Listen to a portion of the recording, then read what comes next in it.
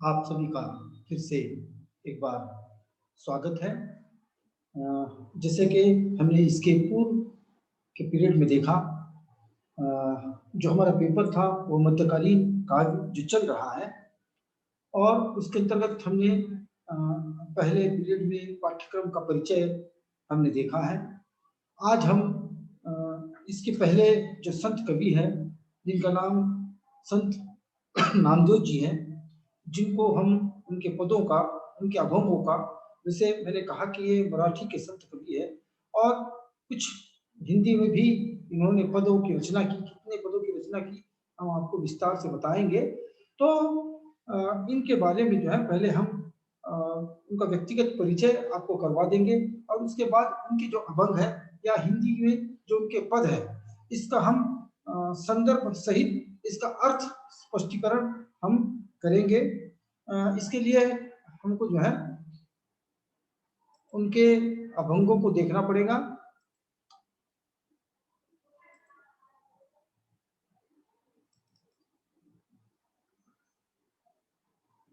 संत नामदेव जी, उनके पद। अब देखिए, मैंने कहा कि मराठी के संत हैं, और जिस प्रदेश के भी जो संत होते हैं या रचनाकार होते हैं, उन रचनाकारों में प्रादेशिक भाषा के शब्द जो है उसमें आ जाते हैं। जैसे आप अगर देखते हो कि पहला ही पद है और पहला ही शब्द है अनिले। अनिले ये मराठी का शब्द है लाया, अनने यानी अनिले। तो थोड़ा सा इसमें थोड़ा अंतर आएगा। तब केवल इतना आप ध्यान में रखिए कि कभी कभार क्या होता है, शब्द और शब्द के शब्दशः अर्थ को यहाँ पर नहीं लेना पड़ता है। जब भी कोई पद या दोहे की बात होती है तो उसका पूर्ण अर्थ या उस वाक्य से क्या अर्थ निकलता है, इस तरह का अर्थ हमको लेना है। जिस तरह से परिस्थिति है, उस परिस्थिति के अनुरूप उसका अर्थ का ग्रहण हमको करना पड़ता है। तो सबसे पहले मैं नामदेव जी का आपको परिचय करवा देता हूँ। संत नामदेव जी का जन्म 16 अक्टूबर सन 1270 ईस्वी में हुआ, और उनकी मृत्यु लगभग 1350 ईस्वी में हुई।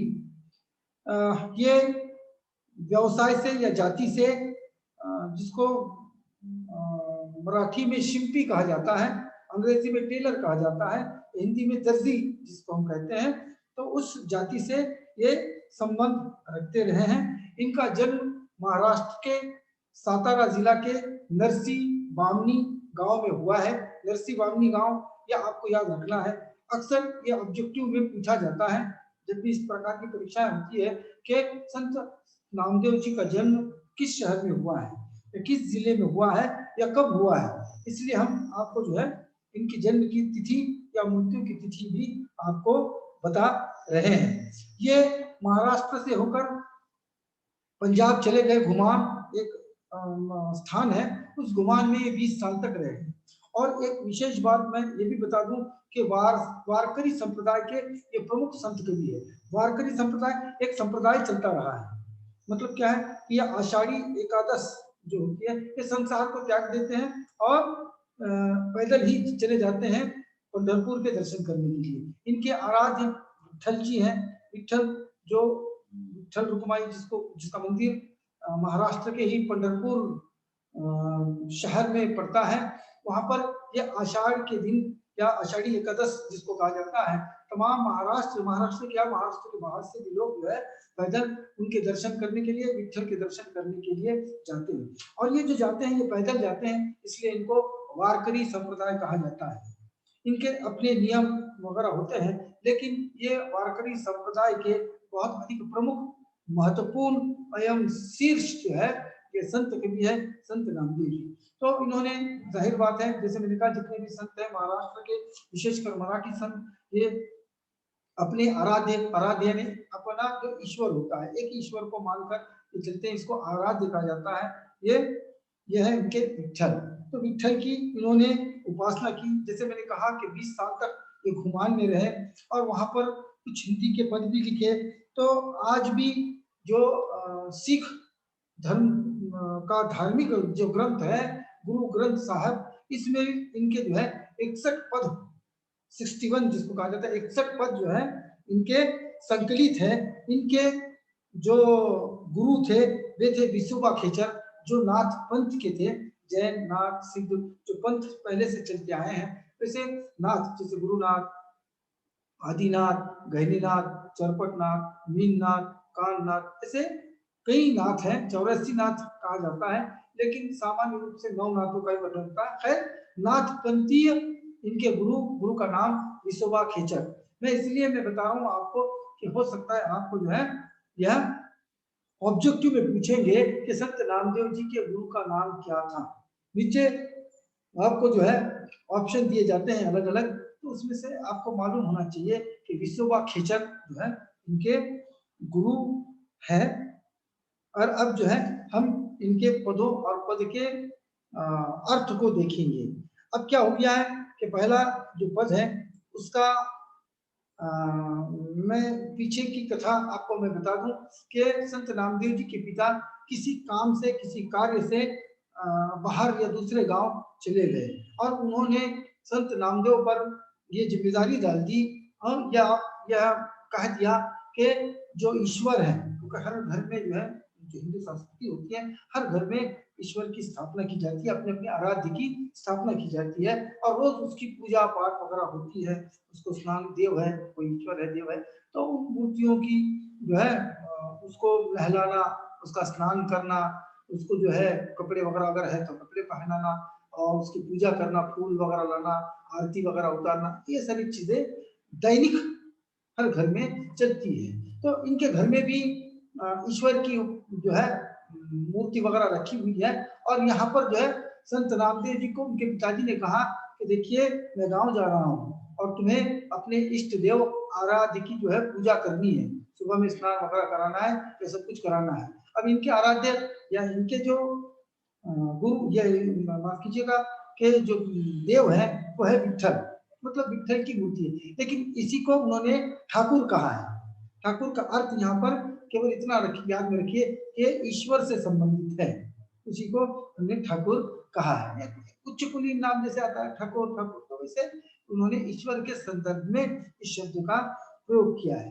अब भला ये विठल भक्त है संत नामदेव जी, बचपन से ही इनमें जो है विठल की भक्ति कूट कूट कर भरी थी और अब वो जो है विठल के भक्ति में लीन रहते थे। और जितने भी अधिकांश इस वारकरी संप्रदाय के जितने भी संत हैं ये विठलमय होते हैं, विठल की ही भक्ति करती हैं। विठल के भक्ति के अलावा इनको दूसरा कुछ सूझता नहीं है, केवल हर समय जो है विठल का ही नाम या नाम का जप जो है ये लोग करते हैं। तो क्या होगा कि ये संत रामदेव जी भी विठल के भक्त हैं। और जो पद है देखिए यहाँ से आरंभ होता है, उसका मैं आपको अर्थ बता दूं कि अनिले कुंभ भराई ले उदक ठाकुर को स्नान करो। देखिए क्या है, ये अपने आप से प्रश्न कर रहा है, ये अपने विठल ईश्वर से प्रश्न कर रहा है कि मैंने क्या है, अनिले कुंभ भराइले, मैंने लेकर आया, क्या लाया, कुंभ भर के लाया, कुंभ यानी मटका माठ, तो मैंने माठ में पानी लाया, कई के लिए उदक ठाकुर को स्नान करो, मतलब स्नान, स्नान को कहते हैं, नहाने को कहते हैं। तो मैंने क्या किया, ठाकुर के स्नान के लिए मटके में पानी भरकर लेकर आया है। लेकिन मैंने पानी तो भरकर लेके आया उनको स्नान करने के लिए, स्नान करना मतलब पवित्र करना है, पवित्र करना है, हम स्नान करते हैं मतलब पवित्र हो जाते हैं, बहुत सारे, हम तो सीधी बात है। तो वह भी जो है ईश्वर को सुबह सुबह मिलाना चाह रहा है, स्नान करवाना चाह रहा है, पवित्र करना चाह रहा है। अब देखिए कि उसके सामने प्रश्न उपस्थित हुआ है, मैंने तो कुंभ में या के माठ में ईश्वर को स्नान कराने के लिए पानी तो लाया है लेकिन फिर सोचता है कि मैं इससे कैसे स्नान कराऊं, क्योंकि ये पानी जो है ये पवित्र है क्या, क्योंकि ईश्वर की बात है, आराध्य की बात है, भगवान की बात है ना, तो उसके लिए हर चीज पवित्र होनी चाहिए, दूसरे किसी ने छूना नहीं चाहिए, बहुत सारी चीजें उसमें आती है। फिर वो सोचता है कि मैंने जो पानी लेकर आया लेकिन ये क्या पवित्र है, तो अपवित्र है, क्यों, क्योंकि देखिए दूसरी पंक्ति क्या है कि 42 लाख जी जल माही होने विठुल भैया काय करूं, यानी कहा जाता है कि पूरे संसार में 84 लाख जीव जंतु रहते हैं। कितने? कहा कि 84 लाख जीव जंतु रहते हैं। अकेले पानी में ही 42 लाख जीव जंतु रहते हैं, जो हमारी आंखों से कुछ दिखते हैं लेकिन कुछ दिख नहीं सकते, बहुत बारीक होते हैं, सूक्ष्म होते हैं। हाँ? एक पानी का बुदबुदा यदि हम लेते हैं तो उसमें कई हमको जीव जंतु दिखाई देते हैं। तो अब वो कहता कि मैंने तो पानी लेकर आया उनके स्नान कराने के लिए, लेकिन मैं कैसे इसमें स्नान कराऊं? क्यों? क्योंकि वो पवित्र मुझे नहीं दिखाई देता। उसमें तो 42 लाख जल है, जीव है, जीव जंतु है, मैंने जो पानी में से लेके आया। भला मैं क्या करूं? हे विठल, तुम ही बताओ, तुम ही बताओ मैं क्या करूं? मैं तो तुम्हें पवित्र करना चाहता हूँ, मैं तो तुमको स्नान करवाना चाहता हूँ, लेकिन जिस घड़े से मैं पानी लेकर आया हूँ उस पानी वो पवित्र नहीं है, बल्कि वो तो पहले से ही अपवित्र हो गया है। उसमें तो 42 जीव जंतु रहते हैं। मतलब विठल के प्रति प्रेम या भक्ति भाव कितना है, ये देखिए, कितना सशक्त भक्ति भाव। उसके बाद अगली पंक्ति देखिए कि जत्र जाऊं तत्र विठुल भैया, महा आनंद करे सदा किला। कहता कि मैं तो जहां पर भी जाता हूँ, हे विठल, मुझे तुम दिखाई देते हैं और तुम मुझ पर हंसते हो, है ना, हंसकर क्रीड़ा करने लगते हो। मैं जहां पर भी जाता हूँ, मुझे जत्र जाऊं तत्र विठुल भैया, है ना, मैं जहां भी जाता हूँ मुझे विठल ही विठल दिखाई देते हैं। वे भी कैसे? आनंद करे सदा किला, जैसे आनंद में है, मुझे हंस रहे हैं, खुश हो रहे हैं, या जैसे हंस रहे हैं या कोई क्रीड़ा कर रहे हैं, खेल रहे हैं, इस प्रकार मुझे तुम दिखाई देती है जहां पर भी मैं जाता हूँ। उसकी अगली पंक्ति देखिए, जिस तरह से पानी लेकर आया था और उस पानी या जल में क्या है कि जल में 42 लाख जीव थे, इसलिए मैं तुमको स्नान नहीं करवा सकता हूँ, क्योंकि वो पवित्र नहीं है। या मैं तो अपने स्नान करवाना चाहता हूँ, लेकिन मुझे तो कोई पवित्र चीज नहीं दिखाई दे रही। एक तो ये हो गई पानी की बात। दूसरी बात, अनिले फूल पिराई ले माला, ठाकुर की हो पूजा करूं, मैंने तो क्या किया? अनिले फूल पिरोई माला, मैंने तो क्या लेके आया? फूलों की माला पिरो कर लेकर आया। अनिले फूल पिरोई ले माला, माला लेकर आया, फूल, है ना, फूल माला मैंने लेकर आई और ठाकुर को पूजा करने के लिए मैं लेकर आया। लेकिन फिर सोचता है कि मैं कैसे इसकी पूजा करूं? ये फूल क्या पवित्र है? जैसे जल अपवित्र था, उसमें 42 लाख जीव थे, वैसे फूल भी क्या ये पवित्र है? क्या केवल मैंने ही इसको छुआ है या मैंने ही लाया है? नहीं। क्यों?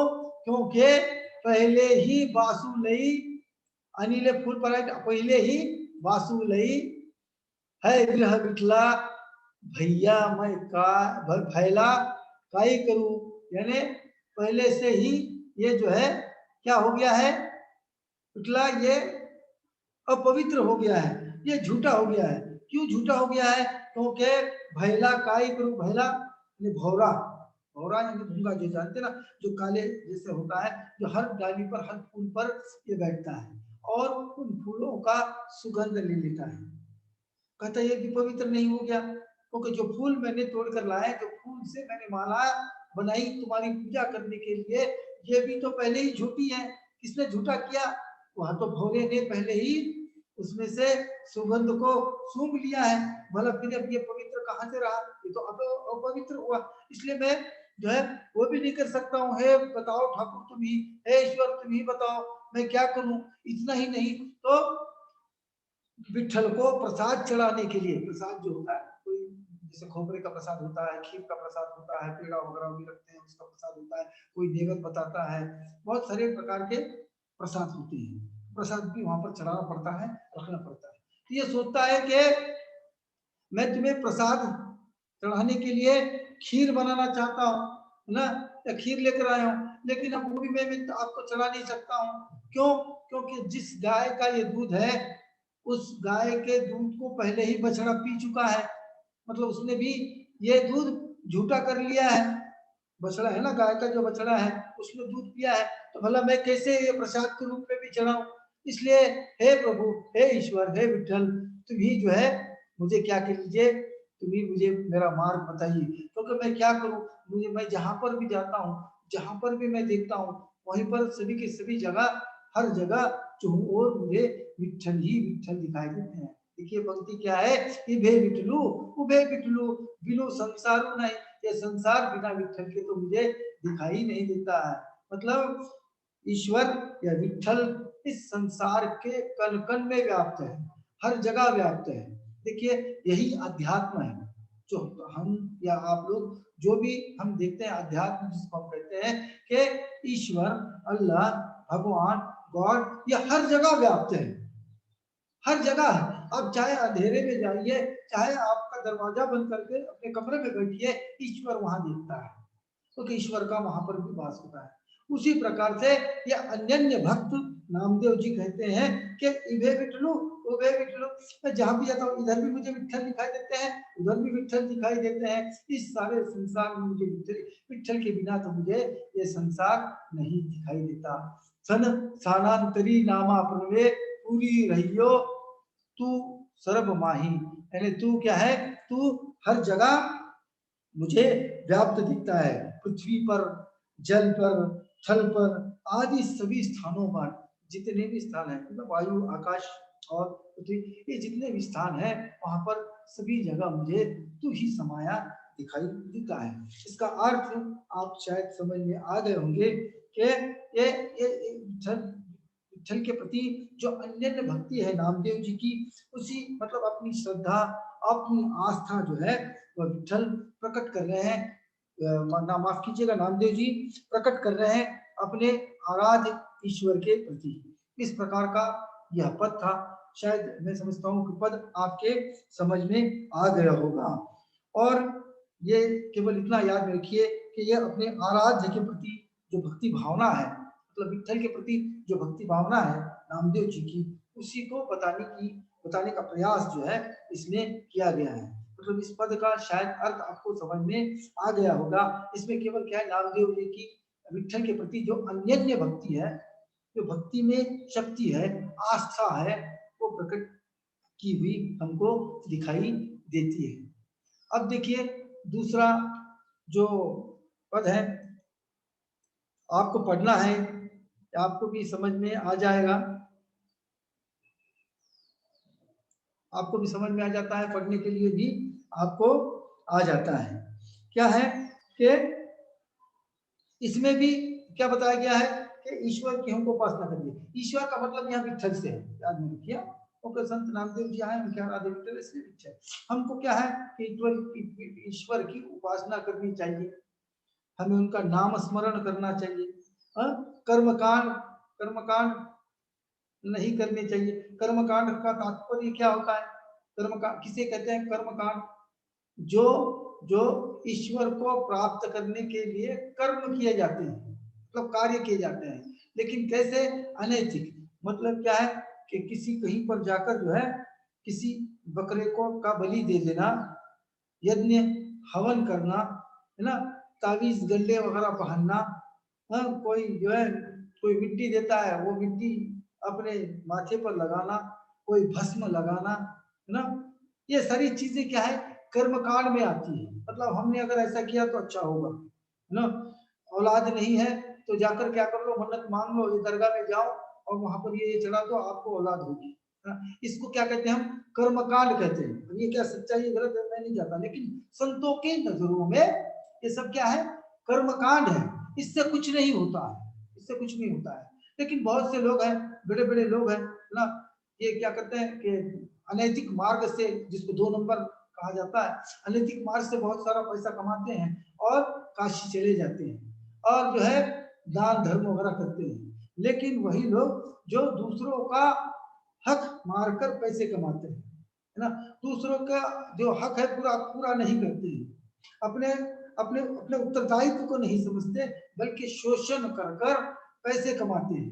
और पैसे कमा कर क्या करते हैं ना, जैसे कहावत है, 100 चूहे खाकर बिल्ली हज को चली, है ना। कर्मकांड करना है, बाद में आते हैं तो क्या है कि कुछ नहीं होता है, पवित्र होना है, क्या करना है, इतना दान दे दो, इतना दान दे दो, है ना। लेकिन ये जो दूसरे काम धंधे हैं आपके, जो गलत कार्य है, यदि वो बंद कर देता है तो सब कुछ अच्छा होगा, लेकिन नहीं, काम तो करेगा गलत सलत, और फिर पैसा जब आएगा दान धर्म करेगा। तो ऐसे दान धर्म करने से कोई फायदा नहीं है, बल्कि सच्चे मन से ईश्वर को यदि तुम याद करते हो, उसका यदि नाम लेते हो। देखिए ये एक ईश्वरवादी ये लोग होते हैं, ये संत होते हैं, ठीक, जो सूफी संत है, इस्लाम धर्म है, यह भी इसके बहुत अधिक निकट है। वो भी यही कहते हैं कि ईश्वर को सच्चे मन से आप आवाज दो, ईश्वर या अल्लाह जो है आपकी मदद करते हैं। लेकिन क्या है, हम कहते हैं कि नहीं नहीं हमको ये करना है, हम ये दरगाह पर जा रहे हैं, वहां अगरबत्ती जला रहे हैं, यहाँ सारी चीजें कर रहे हैं, है ना। इससे इससे क्या होगा, इससे ये तो कर्म कांड है, इससे तो कुछ नहीं होगा। बल्कि सच्चे हृदय से, अंतर आत्मा से आप उसको याद कीजिएगा, बिल्कुल वो जो है प्रकट हो जाएंगे। प्रकट मतलब आपके लिए सहायता करेंगे। उसी पर, इन लोगों पर व्यंग्य कसते हुए, टीका करते हुए, आलोचना करते हुए, इस ढोंगी और पाखंड को व्यक्त करते हुए नामदेव जी क्या कहते हैं, देखिए, अश्वमेध जगने नामा। अश्वमेध जगने नामा यानी अश्वमेध, अश्वमेध का जो यज्ञ होता है, यज्ञ होम हवन समझते हो ना, इसे चौकोनी वगैरह किया जाता है, एक होम बनाया जाता है, उसमें आंच वगैरह ली जाती है और मंत्रोच्चार करके उसमें घी वगैरह उंडेला जाता है, अग्नि वगैरह आती है, एक पूजा होती है, एक विशिष्ट प्रकार की पूजा आता है, उसको अश्वमेध यज्ञ कहा जाता है। तो ये अश्वमेध यज्ञ का जलाना या तुला पूरक दानी, तुला पूरक दानी ने बहुत सारे लोगों ने, आपने देखा होगा आए दिन पर आपके टीवी पर या आपके व्हाट्सएप पर इस तरह से मैसेज आते हैं या वीडियो आ जाता है कि अमुक अमुक व्यक्ति ने अपने बराबरी के तुला की है, तुला किया ने वजन किया है, दूसरे पलड़े में जो है पैसा डाला जाता है, एक पलड़े में ये खुद व्यक्ति बैठता है और अपने बराबर जितना भी पैसा हो जाता है वो दान दे देता है। कोई मिठाई रखता है वो दान देता है, मतलब उसको तुला दान कहते हैं कि खुद को तौलना और उतनी चीजें दे देना। मतलब कोई अशर्फियां देता है, कोई पैसे देता है, अशर्फियां तो अभी है नहीं और किसमें इतनी हिम्मत भी नहीं है कि सोने की अशर्फियां दे, लेकिन पैसा वगैरह देते हैं। और सारी जगह पर देखा है, मुझे बहुत बार देखने के लिए ये मिला है। तो ये कोई काम का नहीं है, ये क्या काम आएगा अश्वमेध का यज्ञ करना, है ना, जब मन ही सीधा नहीं है। हाँ, तुला पूरक दाने, अपने आप को जो है तौलना, हाँ, प्रयाग स्नाने, प्रयाग में जाकर, प्रयाग बनारस जाकर जो है वहां स्नान करना, ये क्या होता है, इससे आदमी पवित्र होता है क्या? हमारे पास यहाँ पर पानी नहीं, मन पवित्र होना चाहिए, अंतर्मन आपका अच्छा होना चाहिए तो सब कुछ अच्छा है। वरना आप 10 बार भी डुबकी लगाओगे, आप वहां पर महीना भर नहीं साल भर रहकर रोज स्नान करोगे या नदी में ही रहोगे बनारस के, यदि आपका मन कपटी है, यदि आपका मन अच्छा नहीं है तो कोई फायदा नहीं है, इसका कोई लाभ होने वाला आपको नहीं है। इसीलिए कहता रामदेव जी कहते हैं कि कोई फायदा नहीं है कि तू जो है प्रयाग जाता है और वहां पर स्नान किया है, प्रयाग जाकर स्नान किया है, इससे कोई पवित्र नहीं होता। तो उन्हें पूजी करी करी तो नाम, जब तक तू सच्चे मन से, सच्चे मन से यदि तू हरि का नाम नहीं लेता है, हरि, हरि का मतलब ईश्वर है, और ईश्वर का मतलब यहाँ पर विठल है, याद में रखिए। ये शब्द जो है आपको भक्ति काल या मध्यकालीन कवि जितने भी है या भक्तिकालीन कवि जितने भी है, इसमें इसका उल्लेख आएगा। हरि सखा मतलब ही ईश्वर, ईश्वरी मतलब उनका जो आराध्य है, आराध्य है मतलब ही विठल। तो पूजा ही करी हरित नामा, तू कभी हरि का, हरि की पूजा नहीं करता है, विठल की उपासना नहीं करता है, उसका नाम नहीं लेता है, तब कोई फायदा नहीं है इस सारी चीजें करने का। मतलब क्या है कि अश्वमेध यज्ञ करना या अपने बराबरी का दान देना, तुला दान करना या फिर प्रयाग में जाकर स्नान करना, ये सब कुछ तुच्छ है कहीं के सामने, हरि के नाम के सामने, विठल के नाम स्मरण के सामने। इसलिए नामदेव जी कहते हैं अपने राम ही भजरे मन आनिसा ना, इसलिए वो अपने मन को समझा रहे हैं कि हे मन देख, अपना ये ही ठीक है ना, तू तो क्या है अपने राम ही भजरे मन आनिसा, मैं तो जो है वह अपने राम का ही भजन जो है वह करना चाहता हूं, या कि मैं करता हूं। अगली पंक्ति हम देखिए, उसके साथ ही साथ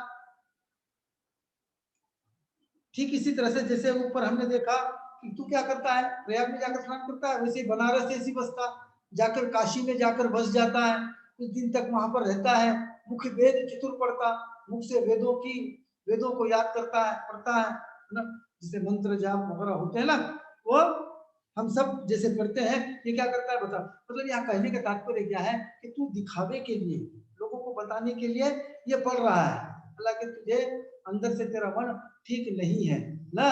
ये क्या है, ये तेरे सरल मन की बात नहीं है, सरल धर्म अचिता, तू क्या करता है, इस प्रकार के धर्म को या बाह्य धर्म को तू अपना रहा है। ये सब क्या है, ये दिखावा है ना, जोर जोर से पढ़ते हैं बहुत सारे लोग, हमने देखे हैं वेद वगैरह पढ़ रहे हैं, जोर जोर से पढ़ रहे हैं, कह के लिए कि 4 लोग उनको देखें, है ना। कहा तक नहीं नहीं, मैं हर साल जाता हूँ, कहाँ पर, मैं जाता हूँ काशी में स्नान करने के लिए या तीर्थ स्थानों पर जाता हूँ, लेकिन क्या फायदा जबकि मन ही ठीक नहीं है ना। ये केवल देखा हुआ है भाई है। गुर ज्ञान इंद्रिय धरता, यानी गुरु के ज्ञान को बताए हुए मार्ग पर जो है इस प्रकार क्या करता है, तू प्रदर्शन करता है। गुरु ने जो ज्ञान बताया उसको, उसका आपको घमंड है, केवल बताता है नहीं नहीं नहीं मैं ऐसे करता हूँ वैसे करता हूँ, लेकिन क्या है कि तेरी इंद्रिया इतनी दृढ़ नहीं है। इंद्रिया जो हमारे अंदर जो वास करती है, जो नस हम जिसको कहते हैं, वो उसको हम इंद्रिया कहते हैं। तो गुरु ज्ञान रूपी इंद्रियों को तो अंदर समाविष्ट करता, लेकिन क्या है, कोई फायदा नहीं है।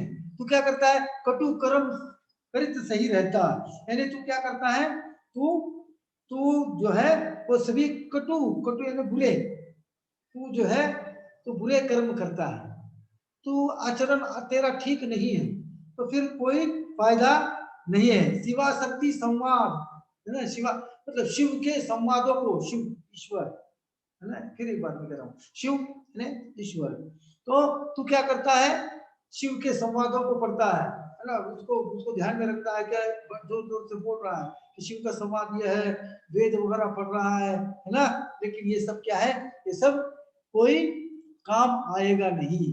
तो काम क्या आएगा, काम क्या आएगा, काम आएगा मन छोड़ छोड़ अलीसा, यानी वो कहता है कि हे मन, ये सब तू क्या कर ले, सगल भेद है, ये सब भेदा भेद है कि यहाँ बनारस जाओ, यहाँ ये करो वो करो, कुछ भी नहीं है। ये सभी को तू क्या कर दे, छोड़ दे ना, और सिमिर सिमिर गोविंद, यानी तू सिमिर यानी स्मरण करना, याद करना, स्मरण यानी याद, तो तू क्या कर, ये सब कुछ छोड़ दे। क्या छोड़ दे, क्या क्या छोड़ दे, जैसे हमने ऊपर कहा अश्वमेध का यज्ञ करना, तुला दान करना, तुला दान के बाद हमने कहा कि गायों का पिंड कराना, देखिए गाय पिंड भराना ये भी हमारा रह गया था, तो गाय का दान जैसे करते हैं तो गाय का दान करना, या फिर क्या है बनारस जाकर बसना, जोर जोर से जो है वेद का उच्चारण करना और वेद मंत्रोच्चार पढ़ना, ये केवल क्या है, ये देखा हुआ है।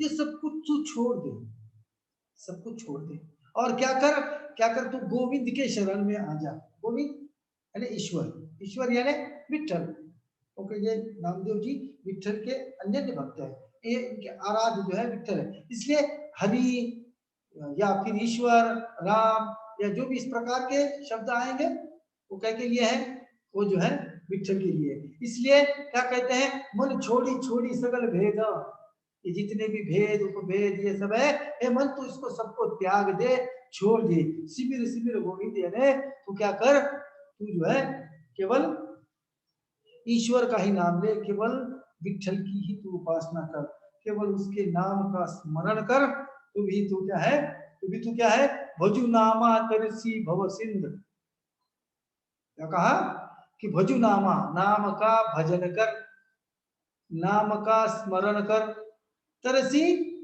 भव, तरसी तभी, तरसी तभी तू क्या करेगा, भव सिंध, इस भव सागर को तू पार करेगा, इस भव सागर को तू पार करेगा। मतलब क्या है, तू जब तक ईश्वर की उपासना नहीं करता है तब तक तुझे मुक्ति नहीं होगी। ये संसार क्या है, ये संसार कहा जाता है कि ये भव सागर है।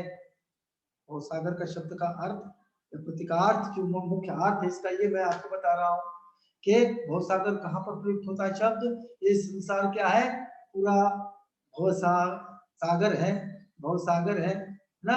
तो इस भव सागर को आपको पार करना है, आपको जीवन जीना है। आप छोटे से लेके बड़े होने तक आपका जीवन जाएगा, लेकिन सफल जीवन किसको कहेंगे? जिसने ईश्वर को जाना, जिसने अपने जीवन में कभी गलत जो काम नहीं किए हैं, जाने के बाद लोगों ने इनका नाम लिया है। बहुत सारे लोग हो गए हैं जिसने अनाचार, अत्याचार, दुराचार, व्यभिचार, स्वैराचार कुछ भी नहीं किया हो, जिसका आचरण बहुत अच्छा हो, वह व्यक्ति ही क्या करता है? इस संसार के भवसागर को पार कर सकता है। वरना इस भवसागर में, भवसागर यानी इस संसार में कई दुख आते हैं, कहीं परेशानियां आती है, कहीं समस्याएं आती है। क्यों आती है? क्योंकि हमारा आचरण ठीक नहीं है। इसलिए हमारे आचरण को यदि हम अच्छा करते हैं तब क्या होगा? तब हमारी ये जो नैया है, नैया में हमारा जीवन जो है इस भवसागर को पार होगा है। इसलिए अंत में नामदेव जी कहते हैं कि भजुनामा तरसी भव सिंध, यानी हे मन, हे लोग, हे मन, तू क्या कर? तू जो है जो राम नाम अर्थात विठल की ही उपासना कर, विठल का नाम स्मरण कर, और इसी से ही क्या होगा? तेरी मुक्ति होगी। इसी से क्या है? तेरी जो नैया है, जीवन रूपी नाव है, ये संसार रूपी सागर को पार करेगी। इस प्रकार से इस पद का अर्थ था। मैं समझता हूं आपको शायद इसका अर्थ समझ में आ गया होगा। ठीक आपको हो सकता है कि थोड़ा समझने में या ये कहूँ कि थोड़े शब्दों को लेकर भी परेशानी आ रही होगी। तो कुछ भी नहीं, एक बार, दो बार, तीन बार यदि आप पढ़ लेते हैं और ये वीडियो को बार बार देखते हैं तो आपको इसका अर्थ निकालने में कोई मुश्किल नहीं होगी। यहाँ पर आकर हम रुकते हैं, आगे भी उनके पद हैं, लेकिन अगले पीरियड में हम ये आगे के पद लेंगे, क्योंकि शायद पूरा पीरियड होना संभव नहीं है समय के अंतर्गत। आपसे फिर से एक बार मैं कहता हूँ कि आपको जो है पेन और कापी लेकर बैठना है। इसके कठिन शब्द या शब्द के अर्थ या वाक्य का अर्थ आपको एक कापी पर लिख कर लेना है, तब जाकर आपको ये पूरे जितने भी संत कवि हैं, जितने भी आपको मध्यकालीन कवि रखे गए हैं, ये आपको समझ में आ जाएंगे। जब तक हमारे पीरियड शुरू नहीं होते हैं तब तक जो है हम इसी प्रकार से ऑनलाइन के माध्यम से आपसे जुड़े रहेंगे, और बेहिचक आपके जितने भी प्रश्न हैं, जो समस्याएं हैं या कोई जिज्ञासा है, आप हमें कभी भी पूछ सकते हैं, या व्हाट्सएप पर भी हमारा पर्सनल नंबर आपके पास है, आप उस पर भी हमें जो है आपके जितनी भी परेशानियां हैं या जो भी समस्याएं पूछ सकते हैं। फिर मिलेंगे अगले पीरियड में, तब तक घर पर रहिए, सुरक्षित रहिए। धन्यवाद।